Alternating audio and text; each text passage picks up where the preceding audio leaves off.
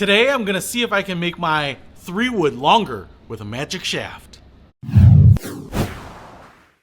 What's happening, Panda Nation? Peter Von Panda here. This is my PXG 3-wood, and I like this. I don't hit it any better than any other 3-wood that I've had, but it's still the second longest club in my bag. It saves me on the long holes, especially on the par 5s. I play it a lot because I'm not a long player, but I was thinking, if I could make this a little bit longer, a little bit higher flying, well then maybe I might be able to save myself a stroke or two around. And how can I do that? There just really isn't much more that I can do with this because I already lofted up as much as possible. But I thought maybe the magic shaft could help me with this. So I bought this. This is the AutoFlex. You've seen it on the channel before, but not this particular one. This is the SF505, and this little baby in its raw, uncut, unmolested form is for Fairway woods. Now, you can actually get the shafts for drivers, for Fairway woods, and then for your irons. So if you want to spend literally a large fortune on shafts, you can certainly do that. But I thought, you know, my driver and my longest Fairway wood are two clubs that really all I'm looking for is distance. You know, pretty accurate distance, but really distance. That will help me shorten up those par 5s. Now, I think it's funny because AutoFlex must know what they are doing, and the fact that they have different shafts for different clubs is really important, and I'm sure they are formulated to work as well as they possibly can. Although I feel like, man, can it be that much different from the driver shaft? I mean, everything looks about the same. This end is very thin walled. This end has that 2mm thick tip here, and what they say is that if you're going to use this with your Fairway woods, what you want to do here is trim the butt end to your needs, and then for a 3-wood I think you don't want to trim it. For a 5-wood you can trim it a little bit, and then for a 7-wood you can trim it maybe an inch. That's the only reason you're going to trim the tip here is if you are using much weaker lofted wood. But I'm going to be using this for the 3-wood, so this is going to stay the same. This end is going to be cut down a little bit here. I'm going to put on my Wind Dry Tack Light oversized grip. I'm going to put on my PXG adapter. I've got the adapter here. I've got the epoxy. So let's get to making this sucker. And I will tell you the 305 here is for slow swing speed. So it's definitely got a lot of flex. You know, if we kind of look through here, I can see the end. There's no cross members. There's nothing obstructing the shaft here, but it is very light, under 40 grams for this little bad boy.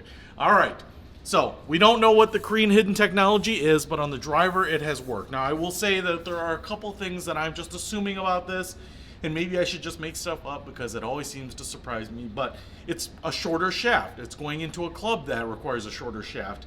My guess is that it can't flex as much because it could get kind of wild. For a club like this, I'm going to be hitting it off the deck for the most part, so it's going to have a downward attack angle. It's going to be a slower swing speed for me. So my guess is that the benefits of the AutoFlex in other clubs other than the driver is not going to be as pronounced as it is in the driver. I expect maybe, like the driver, there will be some benefits to this, but my guess is that the benefits will be more minimal as opposed to the driver, which is teed up. You can really go at it. It's very forgiving. All those things add up to allow you to really amplify small differences. So in a smaller, shorter club like this, I think we are probably going to see some results, but I expect them to be pretty small.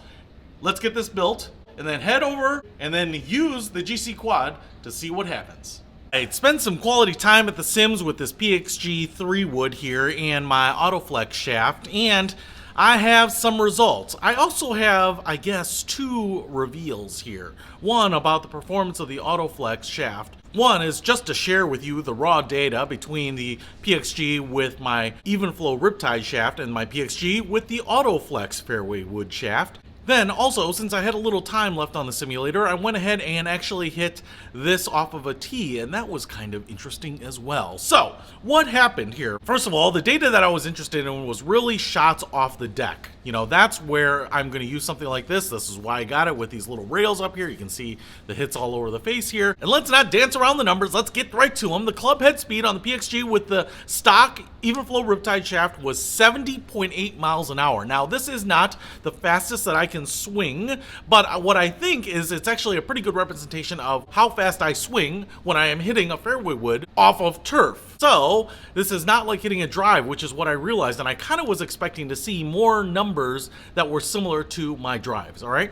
But that 70.8 mile per hour resulted in an average ball speed of 102.6 miles per hour. The launch angle with even flow riptide was 17.6 degrees, so pretty high, which I actually like. I did actually adjust the adapter here to the most loft, and that's because one of the reasons I don't usually play a 3-wood is it just comes out too low. So that's why I definitely had this cranked up to 16.5 degrees in loft, so 17.6 degree. Launch angle seems about right. Backspin was 2920. Total the carry yards was 146.9, which slow swing speed results in not a lot of yards, but total distance was 165.6, so quite a bit of rollout there. I also will throw in here that my average yardage offline was 14.5 yards with riptide. Now, went ahead and threw in the AutoFlex. Ooh, it's shimmery greenness right there. And one of the things that I will tell you, it's pretty flexible and you can definitely feel it. It feels a little weird, and especially if you are used to hitting a fairway wood and having it feel pretty stiff because you kind of come down on it a little more than a driver. It felt a little weird at first. It definitely takes you a few swings to get used to it because it's a different club than the driver. But the PXG 3-wood with the AutoFlex, and I kept the loft at exactly the same here. I had a club head speed of 74.4 mile per hour on average, a ball speed of 107.9, so instead of 102.6, 107.9, so I picked up a little more than 5 mile per hour on speed. The launch angle actually went up, which is not a surprise given the flexibility of the AutoFlex shaft and from what I've seen with my driver. And so the launch angle there was 19.8 degrees. I can talk a little bit more about that later. Backspin also went up to 3,591 revs. And the carry yards here was 159.1 on average. So that's actually like 12 yards farther. And the total distance, so with rollout, was 174.8 yards. So that's almost 10 yards farther. And offline here was actually just a smidge more, but very similar at 14.8 yards average offline. So did I see improvement with the AutoFlex? You bet I did. Did I pick up the full 5 mile per hour swing speed increase that a lot of people are seeing with their drivers? No, not quite. It looks like I was a little closer to the 3.5 mile per hour improvement there. Part of this might be that this was my first time using the AutoFlex with a 3-wood. Maybe that would improve with a little bit of technique and some more time with it.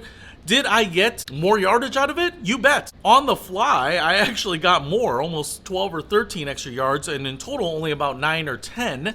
So I think I had a little bit of a steeper descent angle with the AutoFlex, so I didn't roll out quite as much, but nonetheless, it was still going farther. So that is an absolute result. I hit a bunch of shots. I was pretty wiped out. Changed because my shirt was pretty sweaty and put on this nice Aloha shirt. But I would say that even without trying, on my first time out in the Sims with the Fairway AutoFlex shaft, I'm definitely seeing these results. Now, what I love about this is that I'm trying to eke out as much distance out of my driver. I would also love to have a fairway club that's just all about distance to help try to make the long par 4s a little shorter, those par 5s a little shorter for me, help give me an approach shot to the green, and so this might be it now. Now, you might also be saying, as I was, these yardages aren't big. Yes, Pete, you're a slow swinger. You probably have some potential there if you work on your technique. I think that's true. And that's when it dawned on me that hitting off of turf is probably a little different than hitting off a tee. Now, I wasn't really concerned about the data off of the tee because that's not really where I'm going to use a 3-wood,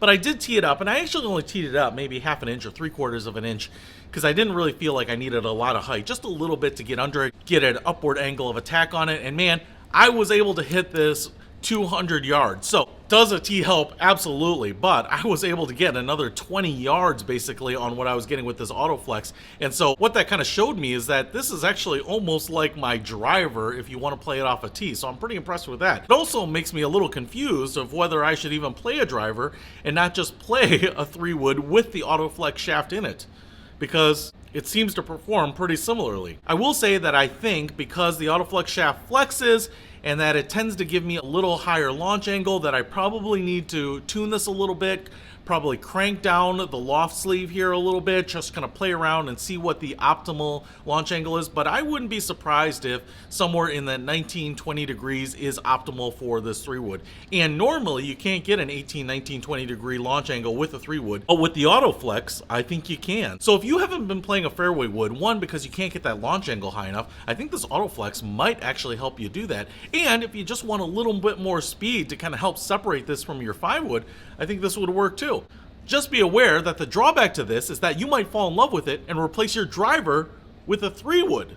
Anyway, if you want to try out the AutoFlex Fairway wood shafts, I picked mine up from Torque Golf. They definitely have them for other swing speeds. They're actually a little cheaper than the driver shafts, so I think a really good value. And I tell you what, if I were going to only have 2 shafts, which is what I have right now, I would have one in the driver and one in my long fairway wood so that I can traverse as much ground as humanly possible to give myself a chance to score. So, hey, I'll put links to everything that you need in the description below. Peter Von Panda, out. If you wanna know about a brand, ask me. I'll check if what's in the bag's nasty. Better if you know what's up than the unhappy. I know what it feels like when you're done cashing. You tried their meal or drive their vehicle. Garbage delivered at your PO. I know you feel you wanna scream, your head hurts on your pillow. Discover more. Yeah, yeah, yeah. Explore deeper. Yeah, yeah, yeah. Live better. Be aware that you might, if you want to try out the AutoFlex Fairway shafts,